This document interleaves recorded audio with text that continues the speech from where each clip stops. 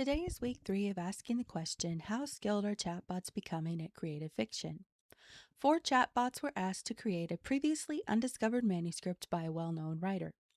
In our last 2 videos, we've looked at Shakespeare and Austen. Both those videos are available to check out on our channel. Shakespeare is very old English. Austen has only 6 major novels and some shorter works to draw on. In contrast, Agatha Christie published dozens of novels. With more content to draw on, will the chatbot succeed in crafting a better previously undiscovered manuscript? First, the parameters, which you can skip if you've seen the previous videos. Excessive wordiness had these chatbots spitting out content roughly the length of a book, so the prompt instructed AI to only provide a brief synopsis and a short scene. In keeping with the theme, chatbots capable of providing pictures of the characters were asked to do so. Those who cannot generate images were asked to provide a detailed description to put into another chatbot. To bring the scenes to life, an AI video generator was used. Agatha Christie had recurring detectives in her works, most notably Hercule Poirot and Miss Marple. When giving the prompt, I allowed the chatbots to use one of her detectives or create its own. Now for the prompt. I want you to imagine a previously undiscovered Agatha Christie novel. I want only a short synopsis of the book, including the ending and also one short scene. Please write the scene as a script. You may use one of Christie's existing detectives or create your own. Please keep your response short. First to generate a response was ChatGPT. I also hit a pretty big snag. ChatGPT opted for Hercule Poirot. When I asked it to create an image of the detective, it returned a photo indistinguishable from David Suchet, who is well known for playing Poirot. Additional prompts only returned more of the same. The results were consistent in demonstrating a hard-coded bias where the AI conflates the literary character with the iconic actor to the point where it can almost no longer generate an image that is not the actor. Since this was such a large part of the process, each chatbot story will include an explanation of how well it did generating an image that was not David Suchet. With the image semi-sorted, let's move on to the plot and scenes generated by ChatGPT. As stated, ChatGPT consistently spat out images of David Suchet. I finally managed to get it to produce this image of Hercule Poirot and the image of the niece. However, when I asked it to put this non-Suchet image of Poirot into a scene with the niece, well, Poirot morphed right back into David Suchet, although ChatGPT did give him some hair. Now for the story. Title: The Clockmaker's Secret. Synopsis. When a reclusive clockmaker is found dead in his locked workshop, the only clue is a collection of stopped clocks, each frozen at a different time. The victim's estranged family gathers in the quiet village, each with a reason to resent him. Hercule Poirot, visiting a nearby estate, is drawn into the mystery. He discovers the clocks were deliberately altered to create false alibis. In the end, Poirot reveals that the victim's niece staged the elaborate deception, manipulating timepieces to conceal the precise moment of murder, committed out of desperation to prevent her ruin.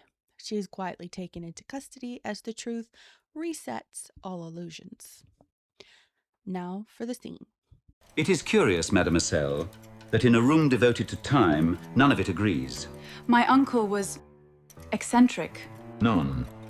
Precise men are never eccentric with their craft. Yet here? Chaos. Each clock tells a different story, but only one tells the truth. And which is that? The one you forgot to change. You moved the hands, adjusted the springs, but this watch, hidden, overlooked, kept the hour of his death. You can't prove. On the contrary, time, mademoiselle, is the most reliable witness of all, when one does not tamper with it. While the scene is supposed to be dramatic, it's also a bit confusing. How does changing the time on all the clocks obscure the time of murder? And who is to say that the watch Poirot discovers proves the actual time of death? The plot feels like a confusing jumble of the multiple clocks in one of the other Poirot books and the common broken watch or clock trope often used in detective stories. We could go on, but we'll leave our ticking clocks behind and move on to Claude for our next previously undiscovered Christie manuscript. Even though Claude also selected Poirot as the detective, Claude cannot produce images, so at least it couldn't spit out photos of David Suchet. it did provide descriptions of the characters to use in another chatbot. Title: The Belladonna Bequest. Hercule Poirot is invited to the Devereux estate in Cornwall to witness the signing of a new will, but before the ink is dry, the elderly matriarch Lady Sylvia is found dead in her conservatory, a cup of chamomile tea at her side. 5 heirs circle like gulls over a cliff top. The local inspector suspects the nervous young gardener. Poirot suspects everyone, then no one, then, after noticing a smudge of soil on a left-handed teacup, the one person who claimed to have arrived late, Lady Sylvia's devoted companion Miss Eunice Fold, who had in fact arrived the night before, switched the herbal sachets and waited. Her motive was not money, but a letter, one that would have revealed she was the illegitimate daughter Sylvia had spent 40 years pretending did not exist. And now for the scene. You are a woman of great patience, Miss Fold. 20 years as a companion. 20 years of pouring tea, fetching shawls, being invisible. I was devoted to Lady Sylvia. Oui. As devoted as only a daughter can be. You have no proof of that. The letter she intended to burn, it was not burned. You kept it. Here, I think. You see, you already know which pocket. Because you put it there yourself when you searched my room last night. She was going to destroy it and you could not bear it. To be unacknowledged even in death. That I understand, mademoiselle. What I cannot forgive is the tea. There's a number of issues. 1, the left-handed teacup, which didn't exist in the 1930s and seems like an attempt by the chatbot to be clever. 2, Poirot was not a detective who primarily noticed smudges of dirt to solve the crime. Maybe the chatbot had Poirot confused with Sherlock. After all, the video generator insisted on giving Poirot 1 and sometimes even 2 Sherlockian pipes. 3, and most importantly, the scene really falls apart after about 3 seconds of thought. Miss Fold tells Poirot that he has no proof she is the daughter and therefore the murderer, only for Poirot to state that she is the one who put the letter proving she was the daughter in his pocket. So she put the proof of the murder she committed into his pocket herself? Make it make sense, Claude. We'll give Claude some time to fix its plot holes and move on to Gemini. Gemini offered the most amusing experience in the Poirot as David Suchet journey. While chatting with Gemini, I complained about ChatGPT's inability to create a Poirot that was not David Suchet, and I talked about bias and fair use.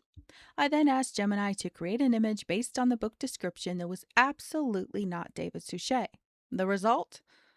Yeah, I could be wrong, Gemini, but that looks a lot like David Suchet to me. Only after removing identifying characteristics such as Belgian did I manage to get some images that were non-Suchet. Now for the story. Title: The Gilded Cage. Synopsis. Wealthy recluse Silas Vane dies behind the locked doors of his high-tech panic room during his 80th birthday gala. The cause of death is a rare inhaled poison. While the family suspects a mechanical failure of the air filtration system, Poirot discovers the airtight room was a ruse. The ending. Poirot reveals that the killer is Silas's quiet nurse, Elena. She didn't break into the room. She killed him hours before the party and used a timed phonograph and a hidden vent to mimic his voice and movements from outside, making everyone believe he was alive and safely locked away while she mingled with the guests. And now for the scene. The door was locked from within, n'est-ce pas? A miracle of modern engineering. And yet, the air we breathe can be a deadly messenger. We all heard him talking through the intercom at 9 o'clock. I was serving drinks in the hall. Precisely, mademoiselle. You were serving drinks, and the record player in the study was serving the voice. That's absurd. I loved Silas. But you loved his silence more. You see, the panic room was not designed to keep the world out, but to keep the murder in. You killed him at tea time, then played the part of the devoted nurse to a ghost. You can't prove that. The detective, he does not need to prove, he only needs to look at your shoes. The dust from the ventilation shaft is quite unique, mon ami. As with the previous storylines, this one raises a lot of questions. Why was he in the secure room for hours if his house was filled with guests? As panic rooms are supposed to be secure, how could the guests hear him speaking and moving around? How was the murderer able to walk around in a ventilation shaft? Not to mention, while secure rooms did exist in the period, a panic room is an anachronistic term. Perhaps the biggest wobble in the story is the final line where he identifies the dust on the murderer's shoes as being from the ventilation shaft, which is more Sherlock than Poirot. Sherlock was the master of noticing small clues, Poirot relied more on psychology. While Gemini is left to dust off its logic, Copilot is the last to face the challenge. First, the question: did Copilot create a non-Suchet Poirot? No. Like the others, Copilot struggled. After some finagling, Copilot produced these images, which Gemini identifies as David Suchet, although Copilot did change the eye color a bit, so kudos for that and that alone. Title: The Ashcombe Affair. Synopsis: when the reclusive Lord Ashcombe is found dead in his study at Ashcombe Hall, the local constabulary calls upon Hercule Poirot to unravel a web of deceit among the household. The suspects include the Lord's calculating wife, his estranged son, and a mysterious secretary who vanished the night of the murder. Poirot discovers that the death was not the result of greed, but of revenge. The secretary, revealed to be the illegitimate daughter of Lord Ashcombe, sought justice for her mother's ruin. In the ending, Poirot exposes her during a tense gathering in the drawing room, but instead of condemnation, he offers her mercy, for she had intended only to frighten her father, not kill him.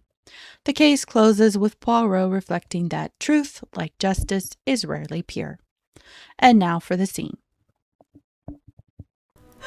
Mademoiselle, you have been most clever caused, but not clever enough. The candle wax upon the desk, the missing key, the letter in your handwriting, they speak louder than your silence. I never meant for him to die. I only wished him to see the truth, to know who I was. Ah, but truth, she is a dangerous companion. Once invited, she does not leave quietly. So she admits it then? Non, mon ami. She confesses only to sorrow. The rest, Ben, that is for the law to decide. In this house, everyone sought justice, yet none found peace. There aren't as many plot holes in this one, but that's partly due to the fact that there isn't much plot to have holes in it. Copilot didn't even explain the method of murder, how the secretary killed him without meaning to, or how whatever she did would have allowed her to have justice. Like Gemini, Poirot seems to be more Sherlockian with identifying clues rather than psychology. Also, it is rare for Poirot to allow a killer to go free, although he did on a few occasions. Vio's confusion during the video creation added another layer with the hysterically sobbing secretary and apparently the inspector's long-lost twin showing up. Now that all our chatbots have been given the chance to shine, or not as it were, let's do a brief post-mortem. It is interesting to note that in spite of my prompt offering the chatbots the opportunity to use any of Christie's characters or even create its own detective, all of them opted for Hercule Poirot, and they all failed to separate Poirot from David Suchet's performance of him. In only 4 samples, 2 chatbots opted for illegitimate daughters unrecognized by their parents, although in one the parent was a father and in the other a mother. Every single chatbot selected a woman as the killer. 2 have dust or dirt that is the deciding clue. Yes, Poirot did notice clues, but not like Sherlock. Agatha Christie is known as the Queen of Crime for a reason. Her mysteries were brilliantly crafted. These? Well, it's up to you to decide. Did any of these feel like Agatha Christie? We've covered Shakespeare, Austen, and Christie with their wide range of styles. Next week, we will have our 4th and final video where we challenge chatbots to see how skilled they are at writing like a famous author who penned some of the most famous children's books of all time. Can AI write like Dr. Seuss? While you ponder that question, if you're also wondering where you can find a great technology partner to help you incorporate AI into your business or for other technologies needs, Swan Software Solutions can help. Visit swansoftwaresolutions.com to schedule a free assessment.